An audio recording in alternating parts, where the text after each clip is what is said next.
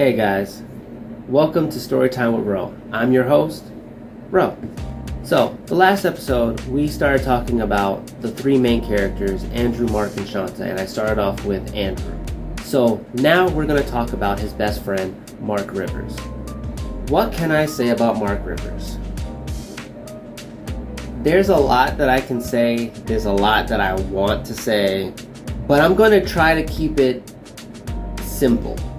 I have found out that a lot of people that have read Beast of the Bronx have felt that Mark Rivers should have been the main character, the main hero of the story. And I do agree. I do agree as the author that Mark Rivers should have been the main character and the hero of the story. But I felt that Andrew needed to be the one to start things off, to give Mark a reason to inherit that leadership role. And I say this because he starts off as your lazy black person. And I'm not trying to be racist in any kind of way, but I'm literally giving you Mark Rivers' personality. He is your stereotypical black person. A lot of the stuff that happens in Beast of the Bronx, if any black person was in that role, what Mark does is exactly what any black person would have done. And I did it not, like I said, not to be racist, but to showcase that black people don't necessarily want to be in those kind of situations.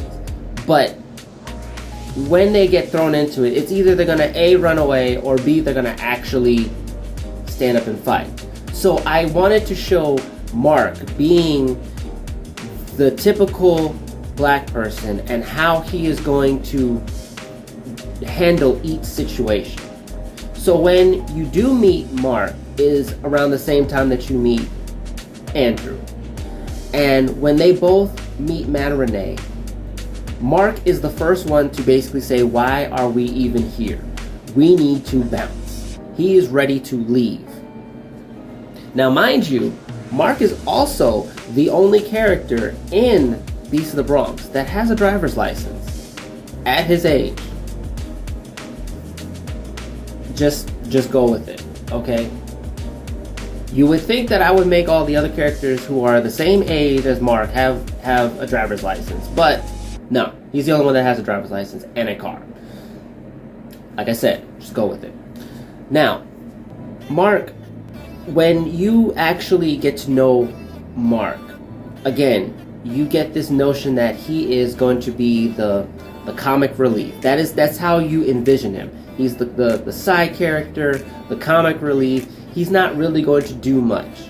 But I make you realize as you keep reading that no, he does as much as Andrew does, if not a little bit more than what Andrew does in the story.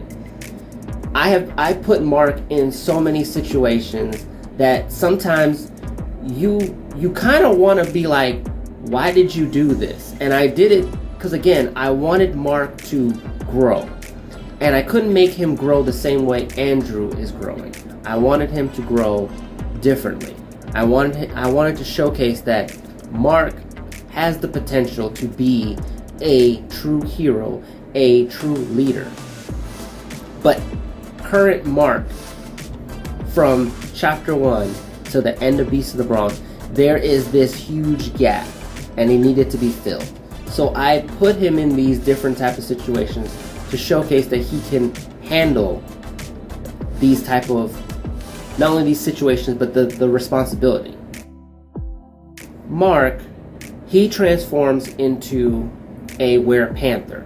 And I already can hear some of the people in the comments going like, really? You had to be the most black on black? Yes, I gave him a were-panther. But there's still more to it than that.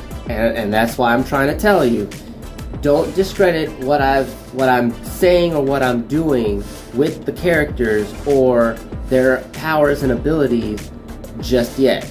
Because when you get to book 3, you will start to see why I gave them those particular powers and abilities. So, like I explained with Andrew, it's going to be the same thing. You have that Mark turns into a werepanther. It was under a contract card, just like Andrew. He has, unlike Andrew, Mark has powers and abilities that he can use in his werepanther form, but that he can actually use outside of his werepanther form. Mark is the oddity of the 3 because he can basically control the shadows. So he can create shadow clones, he can create a shadow dome, he can actually create a shadowy monster that basically devours his enemies. And he can create shadow spikes from any shadow that's around him. But those aren't his actual attacks. Those are just defense mechanisms that he can use. His actual attacks are Shadow Fang and Kage Bakahatsu. Those are his 2 main attacks. Just like Andrew has his 2 main attacks, those are Mark's 2 main attacks. But unlike Andrew, Mark can use the shadows to his ability. He can just use it however he wants.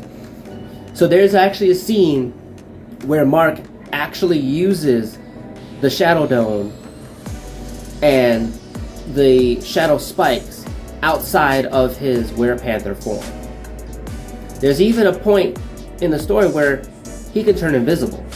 But again, everything from chapter 1 to the end, everything is a trial basis. He is learning how to use them. Some of it he didn't even realize he can use. But he is, by far, the most favorite character for everybody that has read Beasts of the Bronx. And I implore you that if you have not picked it up yet, please pick it up. Read it. As I'm trying to tell you, the first 8 chapters may seem boring, but it's all this setup to get you to what ends up being the best part of the story.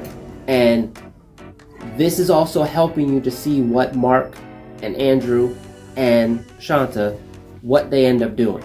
So to continue on with Mark, what else can I say about Mark? So you already know about his werepanther form, the abilities that he uses.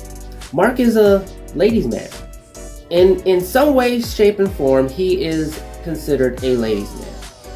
Not only does he end up getting a girlfriend, but he ends up having this, you can almost say stalker, some stalker chick that just can't get enough of him.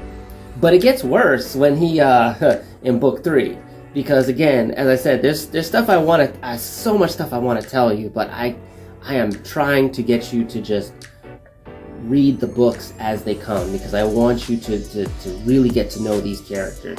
So all I can tell you is that Mark is a ladies' man, but he is still the stereotypical black person that a lot of stuff that they get themselves into, he is the first to say something or the first to try to run away, because he knows full well our people ain't ever going to be in this kind of situation and should not be in this kind of situation, so he is ready to bounce.